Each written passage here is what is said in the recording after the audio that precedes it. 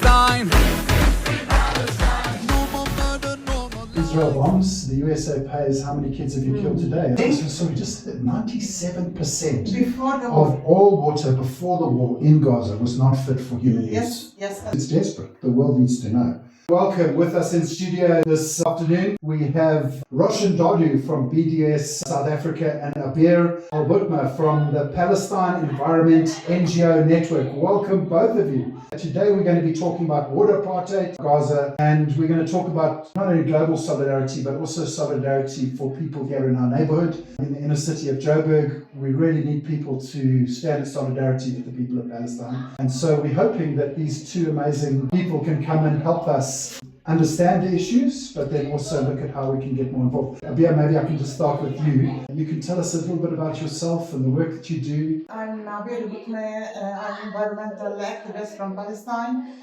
I work in PENGON, which is the Palestinian Environmental NGO Network, Friends of Palestine, on different lobby and advocacy environmental campaigns at national level in Palestine and also at global level in cooperation with different networks. Maybe we can also just introduce Roshan. Tell us a little bit about yourself and the work that you do, Roshan. Hi, well, I'm Roshan Dadu, the coordinator of the South African BDS Coalition. So we campaign for boycotts, divestments and sanctions, and particularly now when we see these devastating scenes of daily of what's happening in Gaza, for an end to the genocide. And I think we need to really ensure that South Africa is not complicit in the genocide, and that we look and see, we'll come to that, but where we do have water companies, Israeli water companies that come and pretend like they can solve our water crises here, but in fact they're just exporting apartheid back to us. Yeah, it might be good for us just to start to give a bit of context of where we're at right now. Those of us who are following the news in Gaza, it's really hard to watch. Are you from Palestine, from the West Bank? I don't know, maybe if we could start with you, could tell us a little bit about your perspective of what's happening currently. Israel is committing the genocide against our people in Gaza at its cruelest. During these days, Palestinians suffer from water and food starvation, and last month was the deadliest month past for the Palestinians in Gaza Strip. More than 1,000 Palestinians were killed as a result of starvation and as a result of going to what they call it a humanitarian aid centers. Since the beginning of the war, the Israeli occupation practiced all the tools in order to kill as much as they can of our Palestinians, and in addition to targeting all the elements of life inside Gaza. So since the second day of the war, they cut off water, they cut off food, energy, and they targeted the most vital infrastructure inside Gaza, such as hospitals, wastewater treatment plants, desalination plants, also solar energy projects that people in Gaza depend on in order to operate electricity, also as a result of the longest siege on Gaza. So it's clear that Israel's got complete control of water, electricity, the healthcare system, food. They're controlling all of that, and they're using that as weapons of war, which of course is part of what the ICJ case from South Africa, we talked about how they're using food as a method of committing genocide. And now we're beginning to see these horrific pictures. Roshan, I don't know if you have any thoughts you want to add into this. Or I think just to add, as Abeer was saying at a meeting yesterday, that it is part of a systematic plan by Israel.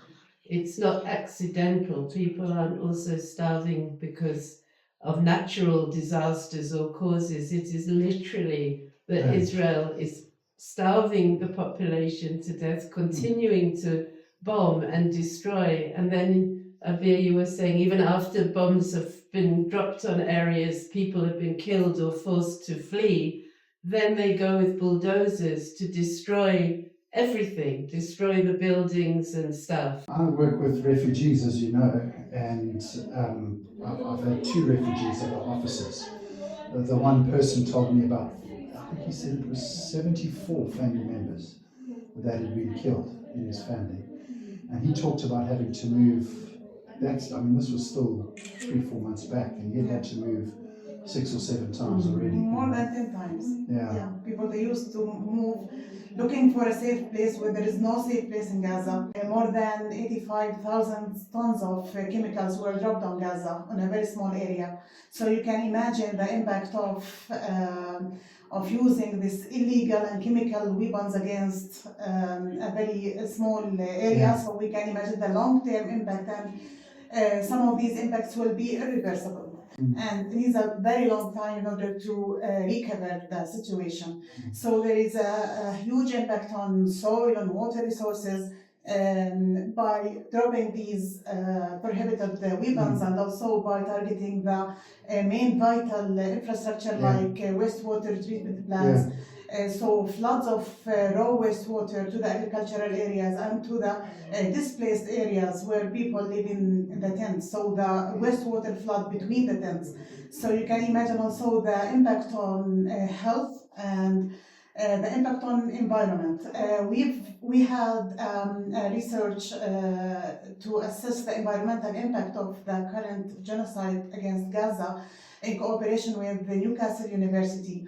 Since the beginning of the war, we've collected soil, water and air samples in order to assess and measure the concentration of heavy metals. But till now, unfortunately, because the Israelis also, they targeted all the laboratories inside Gaza and all the universities inside Gaza. So they deliberately targeting all the main important things inside Gaza in order to stop also documenting the Israeli violations and the Israeli crimes. But we have these samples. We've tested the water samples in the displaced areas, and we found that there is a fecal coliform contamination in the majority of the wells as a result of the penetration of raw wastewater to the water reservoirs. Is this into the aquifers themselves, or into reservoirs where people are drawing from wells? Yes, before the current war, 97% of the water inside Gaza was unfit for human use. So we just said that 97% before the war of all water before the war in Gaza was not fit for human use. Yes. If the people are lucky in Gaza, they can find 1 liter to 3 liter per capita per day, and that means nothing for a human being. It's overwhelming hearing this, and I can also see the way that you're speaking. I'm a social worker, and you're speaking so fast. It's like you've got to get this information out because it's desperate. The world needs to know. It's a lot to just take in. I just want to stop and pause for a moment and say it is a lot, and I'm sorry that we as humanity haven't stood with you. We should have stood with you more. As I was looking at some of the videos in preparation for this interview, this deliberate targeting of infrastructure. I was looking at some videos that showed the Israeli government coming and bulldozing water tanks. They're coming and specifically targeting any water infrastructure. So even backup water, it now becomes problematic and a weapon of war. I think, for us, I'm glad you mentioned our water crisis, because I think we need to connect our issues. And if we look at the extreme genocidal Israeli mentality in Gaza against the Palestinian people, and we don't see that there are similarities between Israeli companies coming to African countries, to Latin American countries, their Israeli state water company to sell water solutions, and the privatization of water and water systems is one of the problems that we're facing here.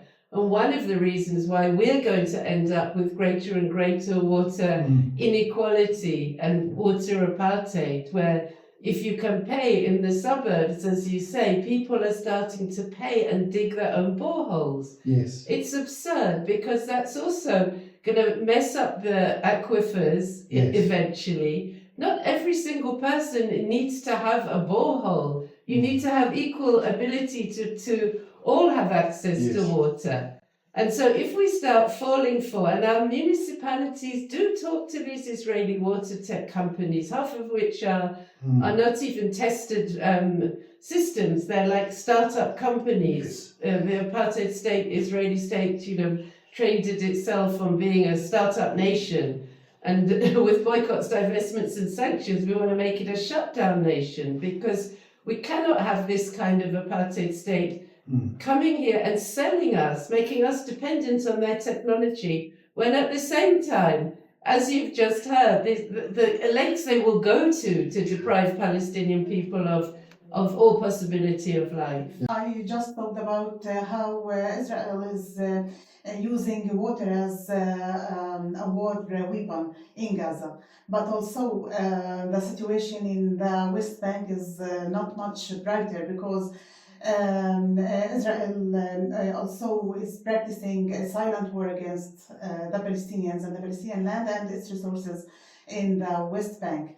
And also Mikorot is practicing water apartheid in the West Bank, as controlling more than 85% of Palestinian water resources and preventing the Palestinians in order to develop our water infrastructure. So our listeners won't be completely familiar necessarily with the Oslo Accords. Yeah. So what I understand with the Oslo Accords in terms of the water agreements was that water was supposed to be shared evenly as part of those agreements, and water under Palestinian control should have been that there should have been total control. That was agreed to in Oslo, but now Israel has completely taken control, and it's up to 95% of water. More than 85% of water. And what's the difference in population between the Israelis and the Palestinians, that the Israelis are getting this 85%? If we can compare the consumption, the water consumption with Palestinian, with the Israeli illegal settler in the West Bank, the Israeli illegal settler consume 4 times than the Palestinian who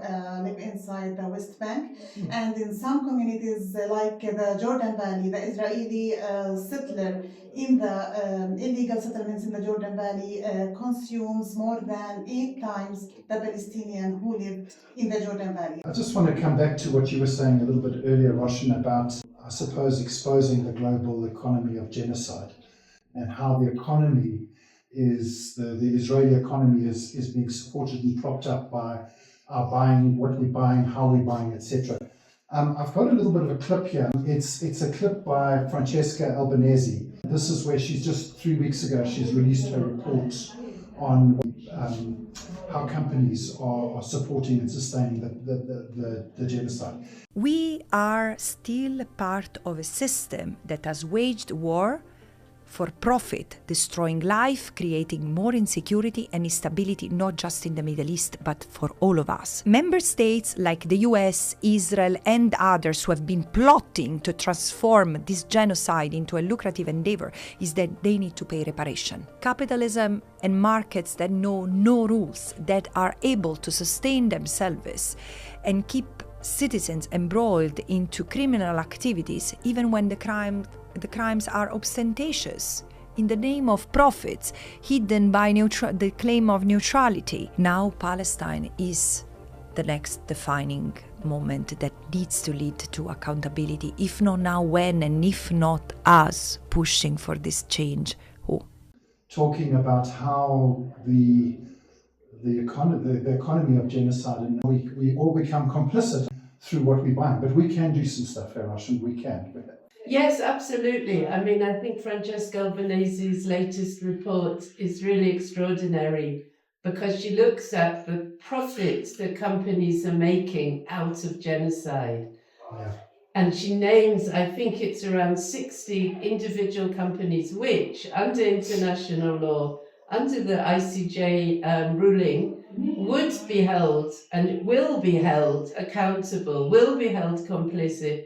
And the companies that are Israeli companies and international companies, multinationals, that are profiting from the genocide in all different areas, obviously the arms industry, also water companies as well. Yeah. Also she names Glencore, the mining company, which is mining coal in South Africa, which we are selling to Israel, that is literally going to fuel the genocide and fuel the illegal occupation. these companies will be held complicit. And so we are saying in South Africa, yes, we have taken Israel to the ICJ, which was brilliant, and it was one of the most important things I think we could have done. But from that case has come obligations, legal obligations on all state parties and companies within their jurisdictions. And so it doesn't make any sense. In fact, it could be considered hypocrisy for us to now still be selling coal. We can track the ships, we can see them leaving from Richards Bay Coal Terminal, and we can track them going and arriving in Hadera port in Israel. Yeah. The coal is then put into the Israeli electricity grid, and that electricity grid fuels the military industrial complex, the AI plants, all of the systems of surveillance and so on that people, especially in the West Bank, have to suffer, as well as the illegal settlements, as well as literally the genocide. The military can't exist without power. 15 to 17% of Israel's power comes from coal. And so if we've just heard there's been no electricity in Gaza since at least mid-March. So there's no argument about where that electricity, what that electricity is being used for. Yeah. Obviously, listeners here may be new to this and wanting to get involved in specifically around the Glencore issue, because there is something we can do. We've got a protest coming up in August, and I'll post details on the show. Do you know the details of the protest that's happening around Glencore in August? Yes, so we've been protesting both at Glencore head office, and we had a very successful protest there on a global day of action. So people from as far away as Peru, where Glencore mines are destroying their environment and causing catastrophes for indigenous people, taking land, actually using private security companies to kill people who have been protesting and leading protests against this, all the way from Peru to Switzerland, where the Glencore big international headquarters was having its AGM. We were part of those protests, and all of them around the world were raising up also that Glencore is fueling the genocide. So we have another protest coming up on the 21st of August in Pretoria at the Department of Trade and Industry offices. Yes.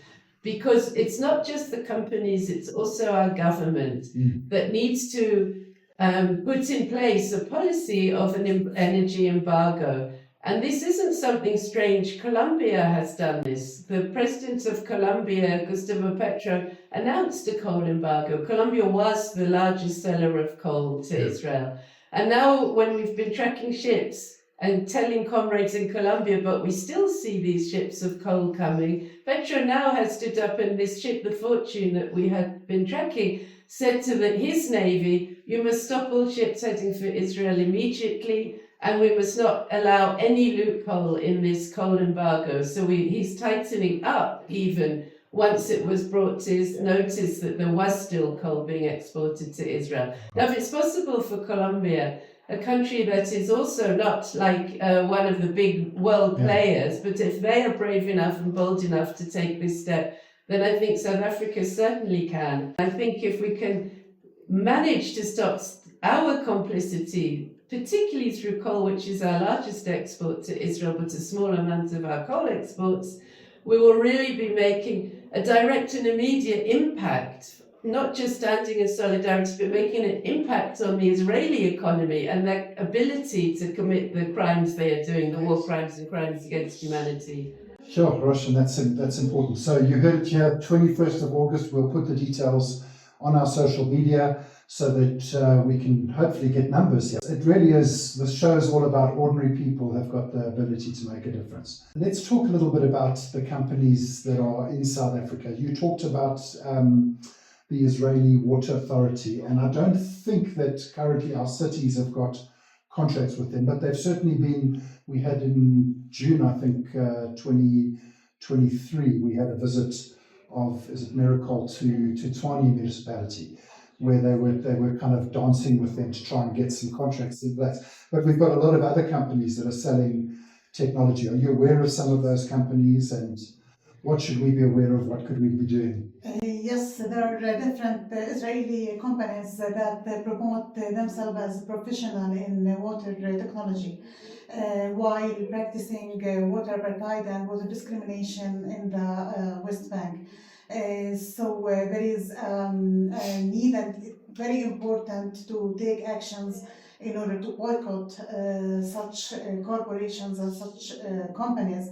They promote themselves as they find solutions for the water shortage, but the reality is to put more control on the resources here. The Israeli authority and the Israeli occupation is doing this in order to put control on the land and on the resources. So the start is promoting themselves as professional and finding solutions, but the reality is finding another tool of occupation for the natural resources. So I want to invite our listeners to go online. We can all do a bit of activism here.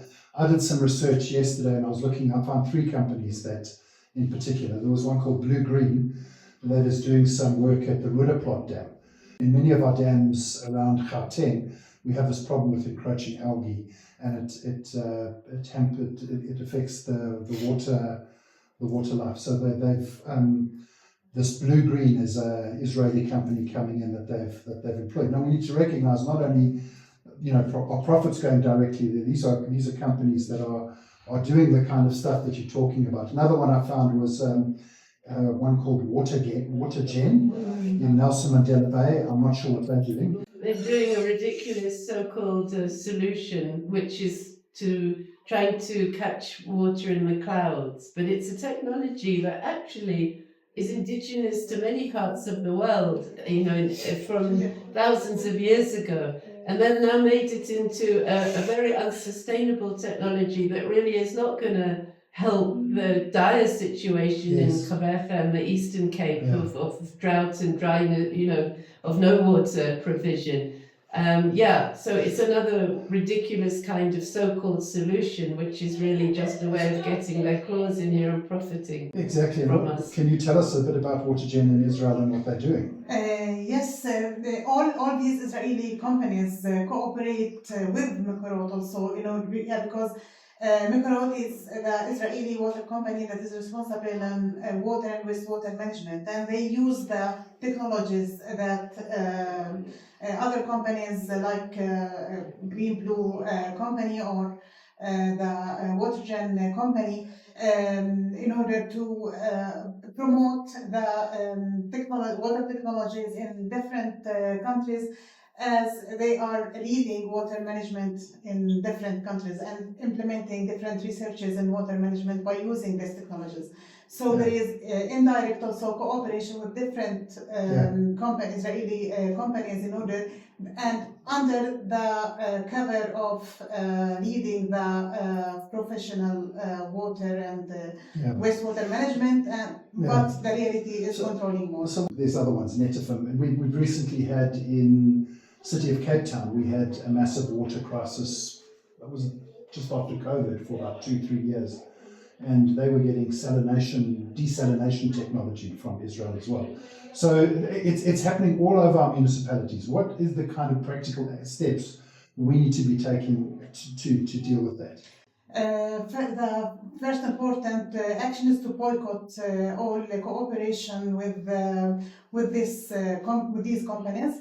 Because if you cooperate with any of these companies, you will put yourself in a complicity of their violation against water rights and human rights laws. So as individuals, we should raise the voices of Palestinians who suffer from water apartheid in the West Bank and show the reality of these companies all over the world as much as we can, and using different tools of awareness tools in order to let people aware about the reality of these actions and how Israel is greenwashing their crimes, their water crimes.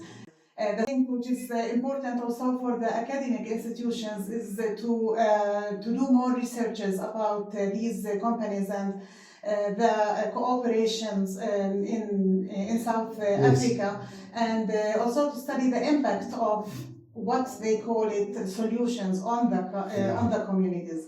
So there's three things you've said. First of all, of course, government. South Africa needs to boycott these companies too.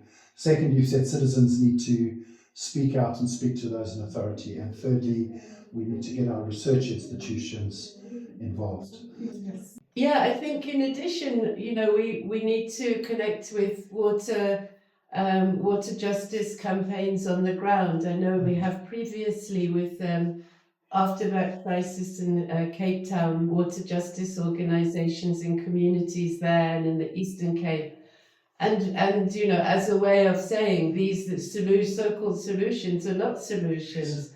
And what we really need is to have free and equitable water provision as a human right, as do Palestinians on their own land, on our own land. And so linking up those struggles, and here in the inner city, I don't know if there are water campaigns, but maybe we can look at getting together and seeing what are the problems here, what really are the problems. Because once you start to say it doesn't matter if poor people can't access water, that's when you start heading in the same direction of saying, well, these people don't matter. Their rights are not the same as the rights of others. I want to pivot a bit to talk a little bit about agriculture and practically to talk about, so there's two companies that I wanted to mention specifically. One is Coca-Cola and the other is Clover. Maybe you can tell us, I don't know, one of you could tell us a little bit more about these two companies first, and how they're operating in Israel, where they're operating.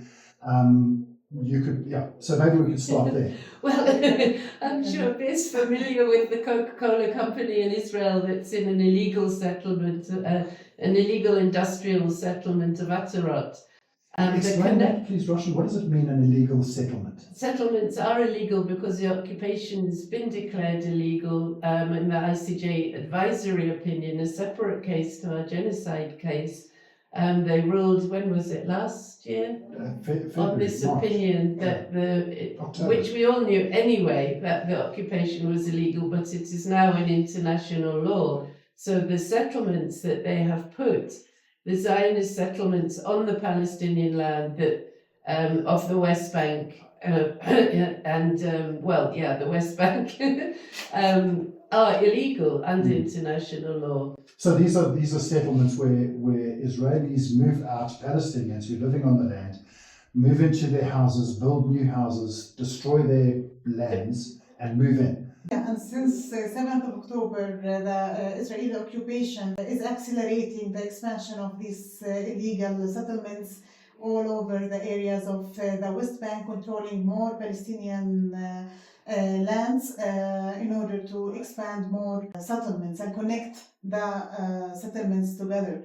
So this is why we've just got this shrinking Palestinian land. It's literally land theft that's happening. So the settlements you're talking about, that's what the settlements are. So coming back to Coke then. Absolutely. That's the reality and the acceleration, as Abeer said. But the Coca-Cola plant in Israel is based in one of these illegal settlements, an industrial zone. And so the boycott against Coca-Cola globally is around that, to say Coca-Cola is operating in an illegal settlement. But in South Africa, there's an additional factor, that it was the CBC bottling plant, that Coca-Cola company, that bought up Clover, our biggest dairy company. Wow. It was a South African dairy company.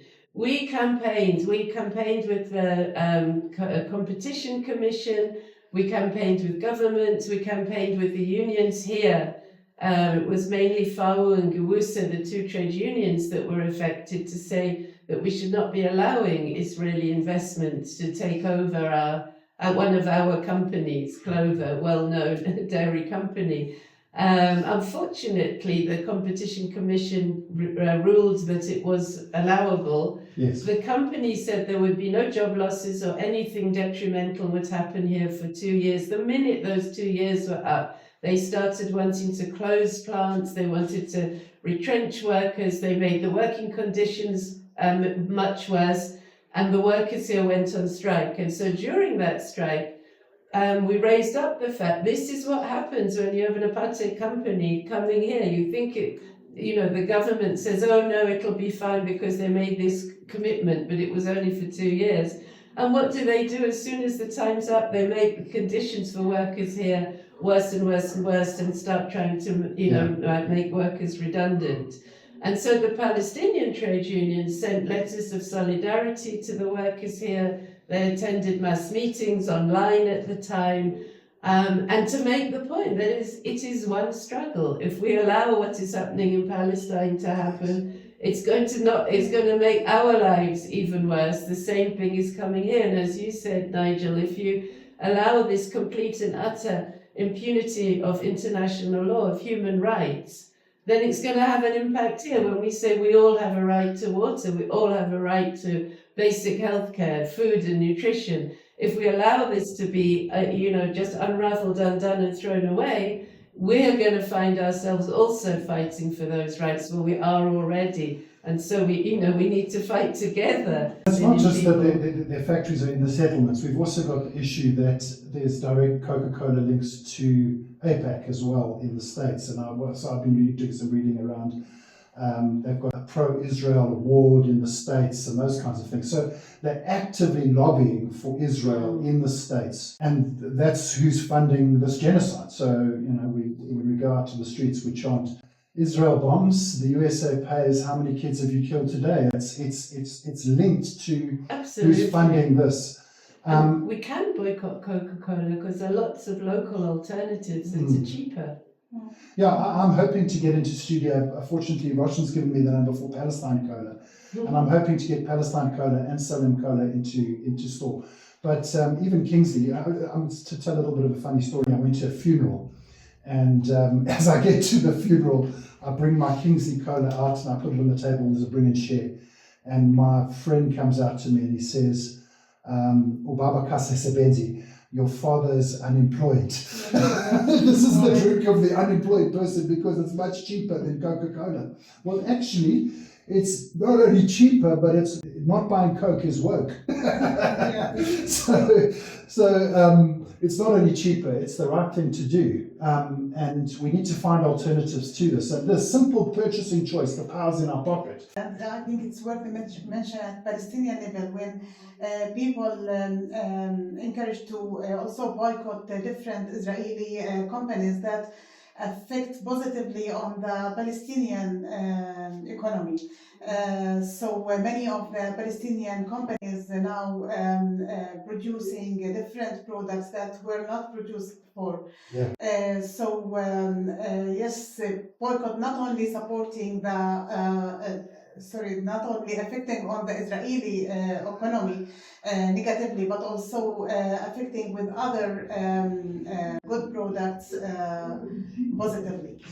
I also wanted to ask you, I believe also part of the reading I was doing was that Coca-Cola, in terms of what they've been doing to the aquifers and the way their water usage in Palestine's also been questionable, where there's been some poisoning allegations of how they're poisoning the soils as well. Yes. And there's been a lot of lobbying and activism to try and get them to be water neutral, so they're putting the same amount of water back. And all of these industrial practices are having different negative environmental impacts on the soil and also water resources. Boycotting these companies not only from political issues are needed, but also from environmental and human rights. So it makes sense. It's not just about the Palestinian struggle, not just about international law. It's got environmental implications. It's got all of these implications. Let's go back to Clover. So it was the Milko company, was it, that bought? Yes, it was Milko, but it was a subsidiary or a part of CBC, Central Bottling Company, and the illegal settlement in Atarot. Yeah, and there's also environmental concerns with the way that their practices are happening Yes, able and to also talk to those? not only in Palestine, Coca-Cola by building dams also and destroying the natural resources in different countries. Also, they destroy the environment and natural resources. And also, Coca-Cola is well known that violates the human rights law by also the children labor and violate different human rights law. So from different perspectives, we should boycott. So just we're obviously coming to the close of the show, and just some takeaways for you of what people can practically do. We've talked about boycotts, we've talked about lobbying our governments, we've talked about trying to encourage academics to write about this, we've talked about the protests. Other things that you think that we should be encouraging our listeners to get involved in? As Palestinians, we appreciate all the community solidarity all over the world, but I think when we see what's going on, especially in Gaza, and the genocide against our people in Gaza, we should take concrete actions, more impactful actions. So we need to put more pressure on our governments in order to stop fueling this genocide and stop arming Israel, which sustain this genocide and support genocide. So for all communities, condemning words and solidarity words are much appreciated, but we need more pressure on the governments who have the more influence and more impactful in order to stop this genocide against Palestinians. Roshan? Yes, no, I mean, I think Abeer has really said it all. The boycotts that we've talked about, for instance, Coca-Cola, divestment, putting pressure for Milko CBC bottling, the Israeli illegal settlement company, to pull out of Clover, and sanctions. We need to be putting pressure on our government to implement sanctions, starting with the coal embargo, but not only coal, a full trade embargo, a full sports culture boycott policy. We shouldn't be having diplomatic relations. We are also campaigning. Parliament voted in favour of us closing the embassy, the apartheid Israeli embassy here in Pretoria. So there's a lot of work we need to be doing. And I hope that people listening will get involved. And I don't know if they can, if they're interested to know more and get involved, through contacting Hillbrow Community Radio. Yes. And hopefully we can keep in touch. And you can, of course, WhatsApp us on 074 555 774. But also go and follow the social media, just simply BDS South Africa. SABDS Coalition. SABDS Coalition. Thank you so much. This has been really, really informative. I don't know, closing words from me to you would be just, we want to stand with you, we want to stand in solidarity. We are really sorry that we have not been able to bring the change that we've wanted to see.